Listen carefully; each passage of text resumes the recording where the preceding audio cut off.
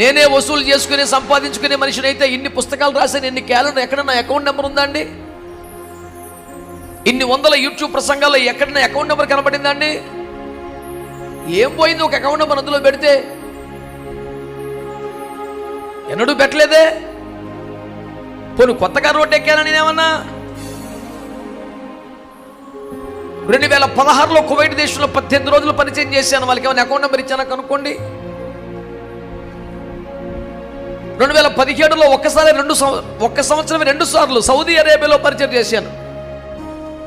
ఎక్కడైనా ఎప్పుడైనా ఎవరైనా డబ్బులు అడిగానా, ఫలాని తిండి కావాలని కోరానా, కనీసం ఒక జత బట్టలు పెట్టమని కోరానా, నాకు అకౌంట్ నెంబర్ ఎవరికైనా ఇచ్చానా, కొంచెం సాయం చేయండి బాబు అని?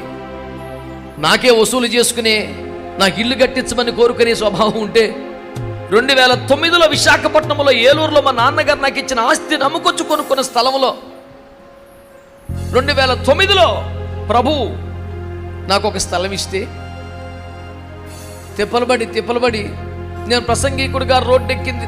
మొట్టమొదటి నా ముఖం వాల్ పోస్టులో పడింది 96లో, సేవకు వచ్చింది 94లో. ఇన్నేళ్ల సుదీర్ఘ సేవ తర్వాత 2009లో ఒక స్థలం ప్రభు వారిస్తే మందిరం కట్టుకోవడానికి 2012 పట్టింది. గ్రౌండ్ ఫ్లోరు ఫస్ట్ ఫ్లోరు కట్టుకోవడానికి 2014 చివరైంది. ఆ పాడి చిన్న కొంప ఆ వైపుకి వెళ్తే ఒకసారి దర్శించండి. 5 సంవత్సరాలు కట్టుకున్నానండి. అందులో వాడిన ప్రతి వస్తువు సెకండ్ హ్యాండ్ వాడండి. నేను ఎప్పుడు ఎవరికి చెప్పుకోలేదు. నా వ్యక్తిత్వమే ఈ రోజున ప్రశ్నింపబడింది కనుక నేను అందరికి చెప్తున్నాను. ఈరోజు కూడా సానుభూతి కోసమో దరిద్రం కోసమో చెప్పట్లేదు నేను. ఎవడైనా నా మీద సానుభూతి చూపించాలని నేను కోరుకోను. భూమి మీద ఎవడో వాడడో ఆటో దగ్గరికి వెళ్ళి పడగొట్టిన బిల్డింగ్స్ స్లాబులు విరగొట్టి అందులోంచి ఊసలన్నీ బయట తీస్తారు కదా, ఆ ఐరన్ తెచ్చి నా స్లాబ్ వేసుకున్నాను. నా ఇంటికి నేను సామర్ల కోట వచ్చి రిజెక్టెడ్ టైల్స్ పక్కన పెట్టి అన్ని సెకండ్ హ్యాండ్ టైల్స్ కొనుక్కొని నా ఇంటికి వేసుకున్నాను. తలుపులు గుమ్మాలు కిటికీలతో సహా విజయవాడ వెళ్ళి ఒక పడగొట్టిని ఇంటికి తెచ్చుకొని ఏనాడో 30 సంవత్సరాలు ఇంటి నా ఇంటికి పెట్టుకున్నాను. ఒక్క మాట, ఎవరినైనా ఇల్లు కట్టుకున్నాను సహాయం చేయమంటే ఒక తలుపు ఎవడెవడా నాకు? ఒకవేళ ఇల్లు కట్టుకుంటున్నాం ప్రార్థన చేయమని ప్రార్థన రిక్వెస్ట్గా పెడితే కూడా కొద్దో గొప్ప ఆశించినట్టు ఉంటుందని అంతవరకు 2006 నుంచి 2012 వరకు సీరియస్గా నడిచిన మాసపత్రికను ఆపేశాను. నేను చెప్పాల్సి వస్తుంది ఇల్లు కడుతున్నామని.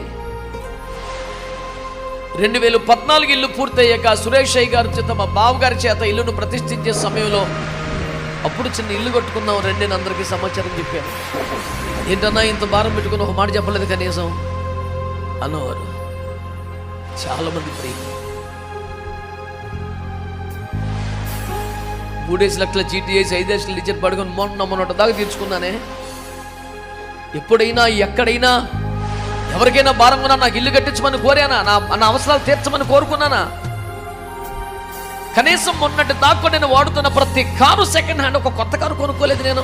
ఈఎంఐలు కట్టాల్సి వస్తుంది. మనకు నికరమైన ఆదాయం లేదు. మనం కానుకలు అడిగే వాళ్ళం కాదు. 10 రూపాయలు వచ్చే సోర్స్ మనకు లేదనే కదా. ఇంత నిస్సిగ్గుగా బట్టలు ఇప్పిన స్థితి ఎప్పుడు ఎవరికి చెప్పుకోలేదు నేను.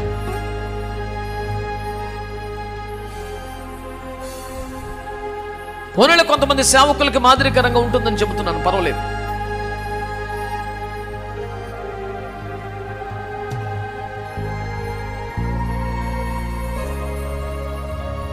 ఆ పాత కార్లతో నేను పడుతున్న బాధలు చూడలేక ఒక సహోదరుడు తను ఎస్సీ కార్పొరేషన్ లోన్ పెట్టుకొని కారు కొనుక్కొని, అని నువ్వు ఈఎంఐ కట్టుకోగలిగితే దీంట్లో తిరుగు, నీకు పని లేకపోతే నాకు ఇచ్చే, నీ కిరాయిలు తిప్పుకుని ఈఎంఐ కట్టుకుంటాను, మనం ఉన్నప్పుడు తీసుకెళ్ళిపో, నువ్వు తీసుకెళ్ళిపోతే మటుకు ఈఎంఐ కట్టుకోవాలన్నాడు. సర్లేనా?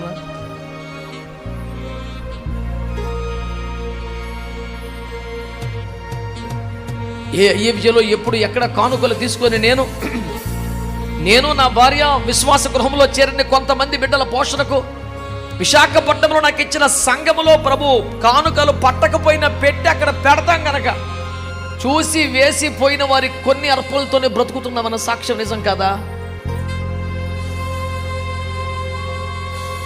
ఎస్, బలి పీఠం మీద పరిచర్య వేతనం మేము బలి అర్పణల చేతనే బ్రతుకుతున్నాం. ఇంకో సాక్ష్యం కూడా చెప్పాలి మీకు అందరికీ తెలియాలి కాబట్టి చెప్తున్నాను. 80% సభలకు ఇప్పటికి నేను మానేసిన ఐఎఫ్జేలో ప్రారంభంలోనే నాతో భుజం కాసి ప్రయాసపడుతున్న కొద్దిమంది సేవకులు, అన్నా మళ్ళీ కొత్తగా ఇంకెవరిని పిలుచుకుంటాం, సంఘానికి అందరికీ మీరు అలవాటు అయిపోయారు కదా, మీరే రండి అంటే 10వ వరకు చిన్న మీటింగ్లకి వెళ్తున్నాం. అలా ప్రసంగికుడిగా వెళుతున్నప్పుడు వాళ్ళు కానుక ఇస్తారు, నేను తీసుకుంటాను. అలా తీసుకున్నటువంటి డబ్బులే ఈ రోజు వరకు నా ఇంటి దాకా వెళ్ళలేదు, వాటి ముఖం భారీ చూడలేదు. మీలో చాలా మంది కలిసి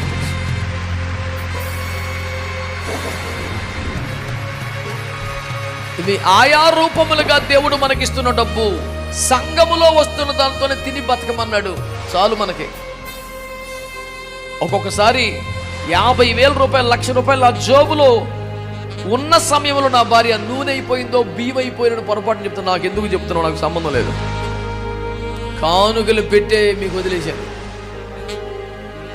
నేను రూపాయి అవి సరిపోలేదంటే దేవుడు ఉపవాసం ఉండమని అర్థం, నన్ను అడగమని కాదు అర్థం, నేను ఇవ్వను. అలా అనడం వల్లే కదా ఈ మధ్యకాలంలో ఎన్ని మందిరాలకు నేను సహకరించగలిగాను.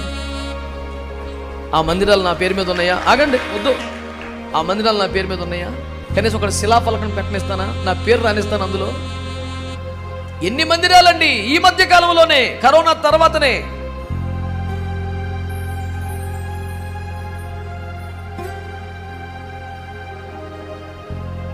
మొన్న దుబాయ్లో ఒక వారం రోజులు పరిచయం చేస్తే వాళ్ళు ఇచ్చిన కానుకలు ఇంటికి వెళ్ళకుండా హైదరాబాద్ నుంచి వస్తూ నేను త్రోవలో ఒక సేవకుడు మందిరం కట్టుకున్నట్టు వెళ్ళి ఆ స్లాబ్కి సరిపడా ఆ డబ్బంతా ఆయనకి ఇచ్చేసి వచ్చిన బాట నిజం కాదా?